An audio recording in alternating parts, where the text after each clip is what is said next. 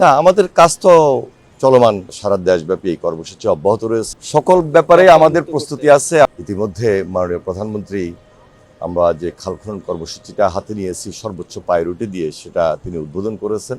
আগামী ২৭ তারিখ যশোরে খাল খনন কর্মসূচি তিনি উদ্বোধন করবেন এবং ২ মে সিলেটে খাল খনন কর্মসূচি উদ্বোধন করবেন। এছাড়াও আমাদের সারা দেশব্যাপী এই কর্মসূচি অব্যাহত রয়েছে। আমাদের মন্ত্রণালয়ের আরও আনুষঙ্গিক যে সমস্ত কাজ রয়েছে সেগুলো নিয়ে বিশদ এবং বিস্তারিত আলোচনা হয়েছে। নিজে থাকবেন, আমরা সেখানে সবাই মিলেই এই কর্মসূচি।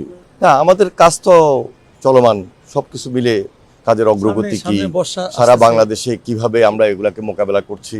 সামনে বর্ষা আসতেছে, অতি প্লাবন হতে পারে, বন্যা হতে পারে। আগাম আমাদের কি কি কাজগুলো করা দরকার সেই ব্যাপারে আমরা সর্বোচ্চ চিন্তা আমরা করে রেখেছি যে ইমিডিয়েট অনেক জায়গায় ইমার্জেন্সি কিছু ওয়ার্ক আমাদের পানি সম্পদ মন্ত্রণালয়ের নদী ভাঙন আছে, সেখানে কাজ করা দরকার। সেগুলোকে আমরা কীভাবে অ্যাডজাস্ট করবো, অ্যাড্রেস করব, সেই সমস্ত ব্যাপারে বিশদ আমরা আলোচনা করে সিদ্ধান্ত নিয়ে রেখেছি। সকল ব্যাপারে আমাদের প্রস্তুতি আছে। আমরা তো ইচ্ছা করলে খুব এই অল্প সময়ের মধ্যেই সকল জলাবদ্ধতা দূর করতে পারবো না, তবে আমাদের আগ্রহ, ইচ্ছা এবং মহৎ উদ্যোগ রয়েছে এগুলা নিরসন করার জন্য।